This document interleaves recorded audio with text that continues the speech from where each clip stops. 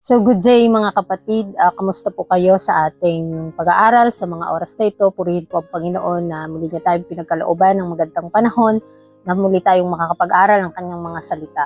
So sa punto pong ito, nasa chapter 56 na po tayo ng The Voice in Speech and Song. Ayan, samahan niyo po ako na atin po itong ipaliwanag at sa awa ng Panginoon ay atin po itong maiintindihan at ipanalangin natin na atin pong malalakaran. Chapter 56, entitled, Walang Hanggang Katotohanan. So, tunghayan po natin, ano po itong walang hanggang katotohanan? Sabi sa ating key text sa Luke chapter 24, verse 32, At sinabi nila sa isa't isa, Hindi ba umaalab ang ating puso habang kinakausap niya tayo sa daan? Habang binubuksan niya sa atin ang mga kasulatan? So, isa po itong tanong sa atin, na nung tayo ay lumalakad pa sa kadiliman, ay nakasumpong tayo ng liwanag. At habang tayo naglalakad sa ating buhay bilang Kristiyano, ay hindi ba gumagaan yung pakiramdam natin na ang Panginoon po yung pumapasan sa mga pasanin natin? At hindi ba umaalab yung puso natin nang the more natin nalalaman ang mga katotohanan na ito'y nagpapabago sa ating buhay? Kaya mga kapatid, tunghayan po natin, sa buhay natin ngayon, hindi po basta-basta na kung gusto mong lakarin ang katotohanan, ay malalakaran mo na agad. Kailangan talaga fully surrender sa Panginoon at malaman mo yung walang hanggang katotohanan pala, ay yun yung magpapabago sa iyo. Kaya kailangan nasa step by step po yung pagsunod sa Panginoon, hindi po on the spot. Kaya nga sabi dito sa page 319, paragraph 1, pangangailangan ng bagong mga pangangaral. Ang pagiging pamilyar sa mga katotohanan ng banal na kasulatan ay magbibigay saguro ng katotohanan ng mga kwalifikasyon na gagawin niyang kinatawan ni Kristo. Ang espiritu ng pagtuturo ng tagapagligtas ay magbibigay ng lakas at direksyon sa kanyang mga aral at sa kanyang mga panalangin. Ang kanyang pagpapatotoo ay hindi magiging makipot o walang buhay. Hindi siya mangangaral ng paulit-ulit na parehong hanay ng mga nangangaral, sapagkat ang kanyang isipan ay magiging bukas sa patuloy na paggabay at kaliwanagan ng banal na espiritu. So dito mo po natin mapapansin na the more tayong nag-aaral ng salita ng Panginoon, hindi po tayo na hanggang dun na lang na pag-aaral yung malalaman nating katotohanan. Kasi the more natin sinasaliksik ang buhay ng Panginoon, kung paano siya naging mapagpakumbaba, the more nating nakikita yung kahinaan natin, the more tayong ginagabayan sa mga landas na pwede nating mga bagay na dapat nating gagawin, ay kailangan maging mapagtanto natin na hindi po nawa sasarado yung isipan natin sa mga kagilagilalas ng mga katotohanan na ipagkakaloob pa sa atin ng Panginoon. Kasi nga sa ating pag-aaral ngayon, kinakailangan yung mga bagay ay magiging pamilyar o maaari nating maranasan o paparanas sa atin ng Panginoon yung mga bagay na imposibleng maranasan natin. But ang punto po is, kapag naging pamilyar na sa'yo yung katotohanan ito, parang madali na lang sa'yo natanggapin ito. Parang nakasanayan mo nang magawa ito. Pero may bagay pa kasi na dapat nating mapanagumpayan. May mga kahinaan pa po tayo na dapat nating mapanagumpayan, mga kapatid. Kaya nga sa ating pag-aaral ngayon na tinuturo po sa atin ng ating tagapagligtas, ano yung dapat nating gawin?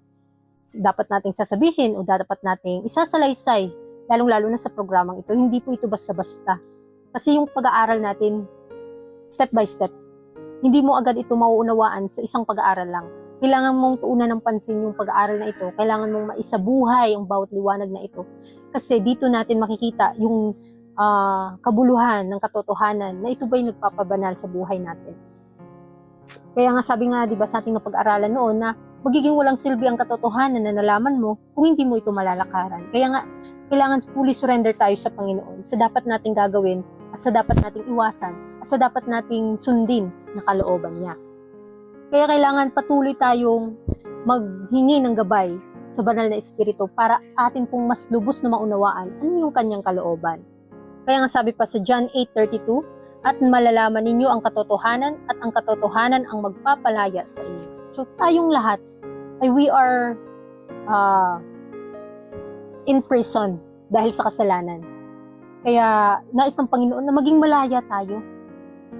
Kaya sa ating buhay, minsan yung kasalanan yung pumipilit sa atin na gumawa ng mga ganitong bagay. Para yung kasalanan yung kumikilos sa puso natin, yung mga hangarin natin na hindi na naaayon sa kalooban ng Panginoon. At hindi natin yung nakikita in our eye. Kasi nakaugnay yung pakiramdam natin sa iniisip natin o sa mga gusto natin gawin. But kapag tayo ay nakaalam ng katotohanan at gaya ng ating nabasa sa John na tayo po ay papalayain ng katotohanan ito sa pamamagitan ng pagkakilala ng ating tagapagligtas. Kung tayo ay malaya, maaari na nating masunod ang kalooban ng Panginoon na bukal sa ating puso. Dahil pagkakaloob po ng Panginoon yung kanyang banal na presensya, yung kanyang banal na espiritu para po tayo ay gabayan sa mga katotohanan o kagilagilalas ng mga katotohanan na ating malalaman. Kaya sabi dito, mga nagtitiyak na tagapagsalita. Kapag ang mga tao ay tunay na nagbalik loob matatapos ang pagtatalo, pakikipagbangayan, ang payak ay mapanuring katotohanan ay ipapahayag sa pamamagitan ng mga labi na nahipo nang naglalagablab na uling mula sa dambana ng Diyos. So ito po yung ihingi natin sa Panginoon bago natin ibahagi ang mga katotohanan sa ibang tao, ay ipakita po natin muna sa ating buhay na mapabanal ito, yung buhay natin mismo, na hisentro nawa yung ating isipan sa mga makalangit na bagay, dahil ito po yung nais ng Panginoon na malakaran natin. We know na may kahinaan po tayo seriously sa buhay natin. Personally, may mga karanasan tayo na ang hirap makapanagumpay. Pero sa ating buhay, kapag tayo inanatili dito, hindi po natin kayang mapanagumpayan yung sarili natin. Kailangan natin ang banal na hipo ng naglalagablab na uling sa dambana ng Diyos, na ito po yung magbibigay ng liwanag at para maintindihan ng bawat isa. Para po atin pong mapanagumpayan yung kahinaan na meron tayo. Kasi mahirap sarili mo yung kalaban mo. Nakipagbuno ka sa sarili mo. Kaya kailangan ipanalangin natin sa Panginoon na yung buhay natin na sentro po o naiugnay po sa ating may kapal, sa ating may likha, mga kapatid. Ipanalangin natin na ito ay ating pong maunawaan. Kaya nga sabi pa dyan na kailangan ito yung katotohanan na nagtitiyak sa mga tagapagsalita. Lalong-lalo na sa atin na nagsasalita ng salita ng Panginoon. Kailangan itiyak natin na ito'y katotohanan. Ito ay, it is written, nasusulat, mga kapatid. Doon po tayo makipag-ugnayan. Sabi pa dyan, payak na paglalahad ng katotohanan. Sa bawat dako ay may mga puso na nananabik sa buhay na Diyos. May mga pangangaral na ibinibigay sa mga iglesia na hindi nakapagbibigay kasiyahan sa gutom na kaluluwa. Sa mga pangangaral na ito, wala ang banal na pagpapahayag na humahaplos sa isipan at nagdudulot ng apoy sa kaluluwa. Hindi masabi ng mga nakikinig. Hindi ba nag-aalab ang ating puso sa loob natin habang siya'y nakikipag-usap sa atin sa daan at habang binubuksan niya sa atin ang kasulatan? So dito makikita natin na kahit saan tayo dalhin ng Panginoon, may mga tao talagang nais at mahal na mahal nila yung ninanais talaga nila yung katotohanan na ating dinadala, mga kapatid. Kaya huwag po tayong mawala ng pag-asa sa panahon na tayo ay nawawalan na ng tiwala sa sarili natin o parang nadadapaan tayo sa landas. Tandaan natin, yung Panginoon po ang nakakaalam sa dapat nating gagawin. At ginagabayan niya po tayo kung saan niya po tayo papupuntahin. Kasi maraming mga kaluluwa ang namamatay, mga kapatid, na hindi nakakaalam ng katotohanan. Kaya kailangan maipahayag natin sa kanila bago pa mahuli ang lahat. Kaya nga, mga kapatid, sa buhay natin, hindi madali na ipangaral ang katotohanan ito. Kasi baka kung may mga kamalian o kahinaan makita ng ibang tao sa buhay natin, napakahirap makipag-argumento, napakahirap makipag-debate. Pero sa buhay natin, kapag ipinakita yung katotohanan ito sa ating salita, gawa at sa ating buong pagkatao, ay malalaman natin na yung Panginoon ang gumagabay sa atin. Kaya isa po itong gabay o isa po itong paalala sa atin na dapat nating makita na yung Panginoon po yung karakter niya ay makita sa buhay natin. Kaya nga sabi pa dito, is panawagan sa mga tao sa mataas na katungkulan. Ang mga tao na may mataas na posisyon ng tiwala sa mundo ay maaakit sa isang payak, tuwiran at ayon sa kasulatan na paglalahad ng katotohanan. So, tayo na idinisenyo ng Panginoon para maibahagi yung kanyang mga salita, inilalahad niya dito na yung panawagan niya sa mga tao na bilang may mga, lalong-lalo na yung may mga matataas na tungkulan sa iglesia, sa sanbahayan o sa pamilya, kailangan mong maibahagi yung katotohanan na naaayon sa kalooban ng Panginoon. Hindi po ito basta-basta na pagbabahagi lang. Kailangang ma-exercise po natin sa buhay natin na yung ating mga pag-aaral ay nakikita po sa ating gawa. Ito lang po yung pinakasentro ng ating pag-aaral ngayon. lalong-lalo na napag-aralan natin yung chapter by chapter ng The Voice in Speech and Song. Nalaman natin sa chapter 1 until now, chapter 50, chapter 56 na yung mga bagay na pinagkaloob ng Panginoon sa atin para po maibahagi yung katotohanan. Lahat binigay na ng Panginoon. Tayo lang ay atin pong gamitin ng tama at naayon sa kanyang kalooban. Pero hindi po exempted tayo sa mga tukso at pagsubok.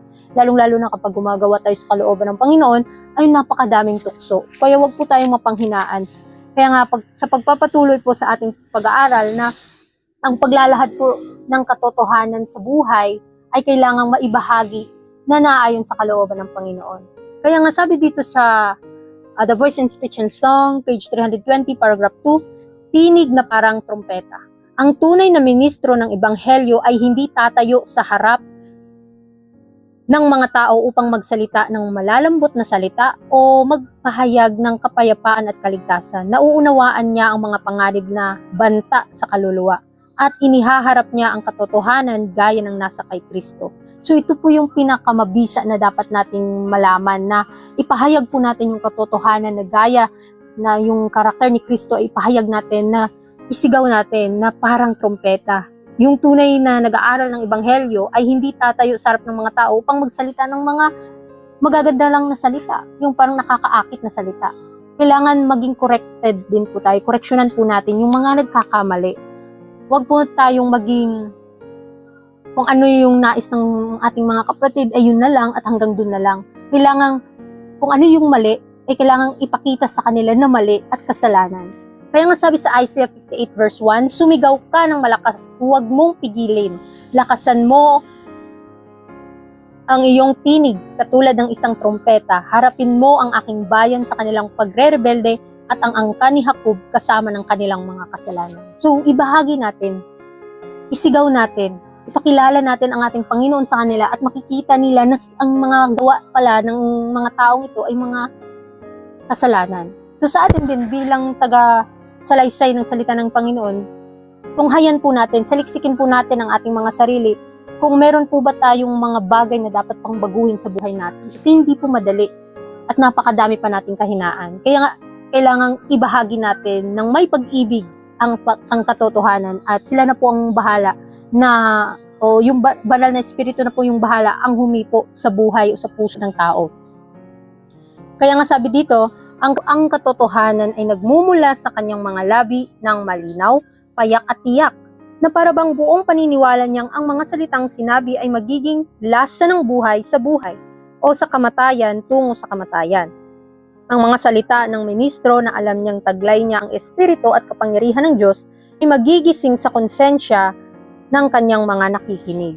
So ito po yung lagi nating tatandaan, na yung katotohanan po na ating sinasabi, yung bibig natin kapag ginamit natin ng tama, ay magbubunga po ito ng buhay tungo sa buhay or kamatayan tungo sa kamatayan. Kailangan po nating maging balanse po tayo o maging wise po tayo sa pagsalita, sa paggawa, upang ang ating mga buhay naaayon din sa kalooban ng Panginoon.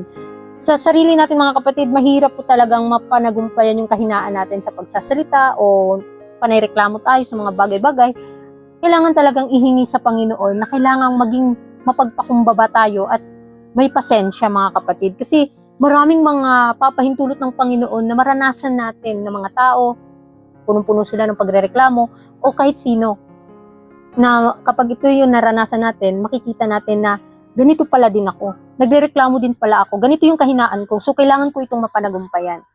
Kaya sa mga nakikinig, kailangang magising sila at magsaliksik din sila sa kanilang pinag-aaralan. Huwag lang silang nakatuon lang sa mga ministro na nagsasalita o sa mga vlogger ba na nagsasalita ng salita ng Panginoon. Huwag. Kundi kailangan maintindihan nila ng malinaw ang salita ng Panginoon. Na ito yung daily experience nila, paano nabubuhay yung katotohanan sa kanilang konsensya. Kaya nga sabi dito, epekto ng mga malalambot na sermon. So atin po itong tunghayan. Ano po bang epekto ng mga magaan na sermon na parang hindi masakit na sermon? Sabi diyan, ang mga ministro ng Diyos ay dapat magtaas ng tinig na parang trompeta at ipakita sa mga tao ang kanilang mga pagsuway. Ang mga malalambot na sermon na madalas ipangaral ay hindi nagiiwan ng matagalang impresyon. ang mga tao ay hindi nasasaktan sa puso sapagkat ang tuwid at matatalas na katotohanan ng salita ng Diyos ay hindi ipinahahayag sa kanila. So ito po yung nakakatakot. Kung panay salita lang tayo ng mga magagandang salita, ng salita ng Panginoon, pero hindi natin kinokoreksyonan si kapatid na nakagawa na pala ng open sin, yung tinatawag na open sin, mga kapatid, hindi natin sila kinokoreksyonan. Parang walang pagbabago na nagaganap sa buhay natin, sa buhay ng ibang tao, kasi tayo, natatakot tayo, baka mapanghinaan siya ng loob, baka mawala siya sa pananampalataya kung sasabihin natin sa kanya personally yung kasalanan na meron siya. Kaya sa ating buhay, siliksikin po natin ano po yung kahinaan natin, ano yung meron sa atin, para hindi din tayo batuhin ng ating kapwa kung ano yung mga nagawa natin kasalanan. Huwag yung panay malalambot na sermon na parang hindi nagiging epekto o walang pagbabago sa buhay ng tao. Kailangan may pahayag natin ng katotohanan na naaayon sa kalooban ng Panginoon, at anuman yung mga koreksyon ng Panginoon ay atin po itong tanggapin. Kasi hindi lang naman tayo minamahal. Kasi tandaan natin, yung ating Diyos na pinaglilingkuran ay Diyos din po siya ng hustisya. Kung ano yung tama at ano yung mali, ay kailangan kinokoreksyonan din ng Panginoon ang ating mga kasalanan, ating mga pagkakamali, at tinatama ito. At sa pamamagitan ng ating pagsunod sa Kanya, malinaw na ating maipapahayag sa buhay natin yung katotohanan. Kaya sabi sa closing text natin sa Romans 10 verse 14 to 15, kung gayon, paano sila tatawag sa Kanya na hindi nila sinasampalatayanan? At paano sila sasampalataya sa Kanya na hindi pa nila naririnig? At paano sila makakarinig kung walang tagapangaral? At paano sila mangangaral kung hindi sila isinugo? Gaya ng nasusulat, kay ganda ng mga paa ng mga nagpapahayag ng mga masasayang balita ng mga mabubuting bagay. So ito po yung tatandaan natin, paano makakaalam ang isang tao na siya ay nagkakamali, nagkakasala kung walang taga-koreksyon sa kanya. At papaano tayo magkong-koreksyon kung tayo mismo sa sarili natin ay hindi natin maitama-tama yung pagkakamaling meron tayo. Kasi hindi po exempted na kung ikaw ay nakaalam ng katotohanan at ibinahagi mo ito sa salita, ay exempted ka na at hindi ka na magkakamali. Tayo po ay nagkakasala at may mga kahinaan na dapat mapanagumpayan. Kung tayo po ay ko-correction sa ibang tao, saliksikin po natin yung sarili natin, ano yung nagawa nating pagkakamali. Ihiling po natin sa Panginoon na koreksyonan niya tayo, napatnubayan niya tayo sa bagay na dapat nating gagawin. Kasi hindi naman niya tayo pababayaan, hindi niya tayo iiwan. At huwag po tayong maging mapagpanggap na tagapagsalita lamang sa publiko o kahit saan man, pero sa buhay natin mayroon tayong tinatagong kasalanan. Nakakahiya sa harap ng Panginoon, mga kapatid. Kaya makipagbunuot po tayo at sa pamamagitan ng biyaya ng Diyos, tayo po ay makakapanagumpay. Ito po yung kanyang pangako. Kaya kung saan man tayo dadalhin, kailangan pong tumugon tayo sa panawagan upang ang mga bagay o ang mga taong hindi pa nakakaalam ng katotohanan, makaalam sila, at silang mga nakakaalam na ay maibahagi nila. Huwag po nating ipagdamot ang kaligtasan dahil ang kaligtasan ay para sa lahat. At lahat tayo ay makakatanggap nito. Kung tayo ay susunod at tatanggapin natin si Kristo na ating personal na tagapagligtas. Kaya sa chapter 56 ng The Voice in Speech and Song, nawa atin pong maunawaan ang walang hanggang katotohanan na ito'y magpapabanal sa buhay ng tao at lalong-lalo na sumusunod siya sa kalooban ng Panginoon. Kasi ang banal na katotohanan o walang hanggang katotohanan po, mga kapatid, si Kristo na anak ng Diyos na nagsakripisyo para sa atin, at siya po yung tutulong sa atin para makapanagumpay. Kaya muli, maraming salamat po sa inyong pakikinig. And God bless.